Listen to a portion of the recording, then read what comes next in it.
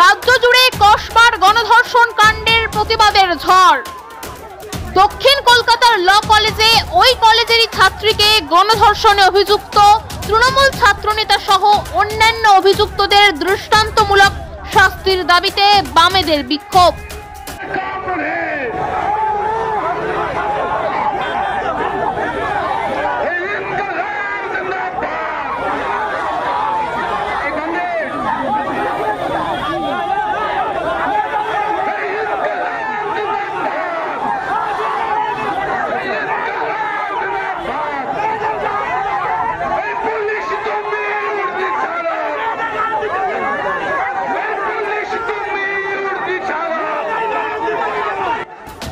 আজ বিকালে সিপিআইএম এর ছাত্র যুব ও মহিলা সংগঠনের পক্ষ থেকে হাওড়া থানার সামনে বিক্ষোভ দেখানো হয়।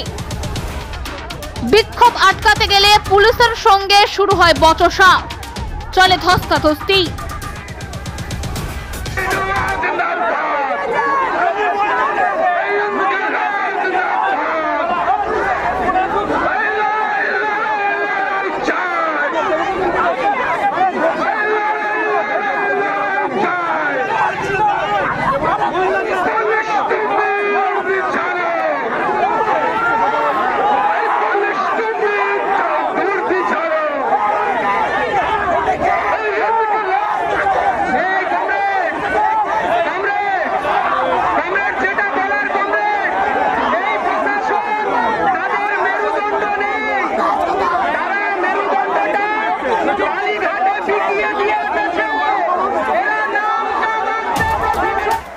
ময়দান থেকে মিছিল করে হাওড়া থানার দিকে এগিয়ে আসে বিক্ষোভকারীরা।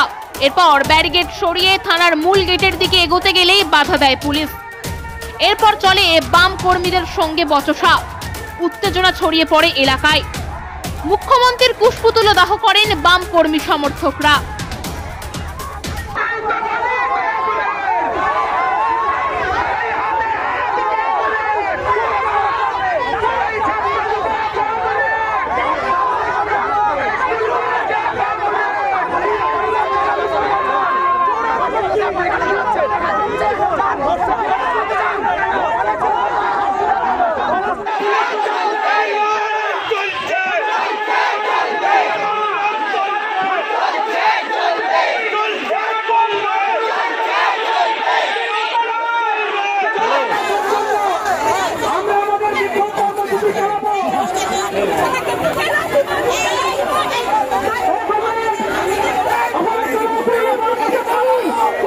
বলবো না, শুধু আবারও আপনাদের উদ্দেশ্যে সাদা পোশাক পরা, খাকি পোশাক পরা আপনাদের উদ্দেশ্যে বলবো, আচ্ছা বলুন তো, আপনাদের ছেলে মেয়েরা বড় হচ্ছে, আপনার মেয়েটাকে কলেজে পাঠাবেন। আচ্ছা কলেজে ছাত্র ইউনিয়ন করতে গেলে ছাত্রের নির্বাচন হওয়ার দরকার, সেই নির্বাচনটা হচ্ছে না, সেখানে নেতা হয়ে যাচ্ছে। কাল বা পরশু যদি আপনার বাড়ির কারোর কিছু হয়, আপনার মনের অবস্থাটা কি হবে? তখন পারবেন তো? আমরা থাকবো রাস্তায়, আপনাদের মেয়েদের জন্য আমরা রাস্তায় থাকবো, তখন পারবেন এই ব্যারিকেড করে সামনে এসে আপনি পুরুষ পুলিশ হয়ে আমাদের মহিলা কমরেডদের সামনে ধস্তাধস্তি করতে পারবেন? বিবেকে বাধে না? আয়নার সামনে দাঁড়িয়ে নিজেকে প্রশ্ন করুন, একটা টাকার দেশলাই বাংলার মানুষ কেনে, সেটা ট্যাক্সের টাকা দিয়ে, সেই ট্যাক্সের টাকায় বইয়ের গয়না কিনছেন, সেই ট্যাক্সের টাকায় ছেলে মেয়েকে পড়াচ্ছেন, এটা ট্যাক্সের টাকায় আপনারা লালিত পালিত হচ্ছেন। আপনাদের যা অধিকার, আপনাদের বিয়ের কথা তুলুন। রবীন্দ্রনাথ আর কাজী নজরুলের ভাষা বোঝে না, এরা অনুব্রতর ভাষা বোঝে, তাই তো অনুব্রতের ভাষা শুনে এরা চুপ করে থাকে। তাই পুলিশকে লজ্জাচ্ছি জানাচ্ছি। আর আগামী দিনে যদি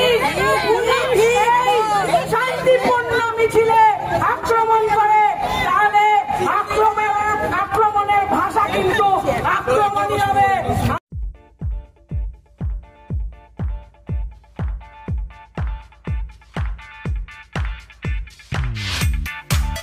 আধুনিকতার ছোঁয়া মানি পাকিজা এন্টারপ্রাইজ, 1 নম্বর মৌখালি, জগাছা, হাওড়া।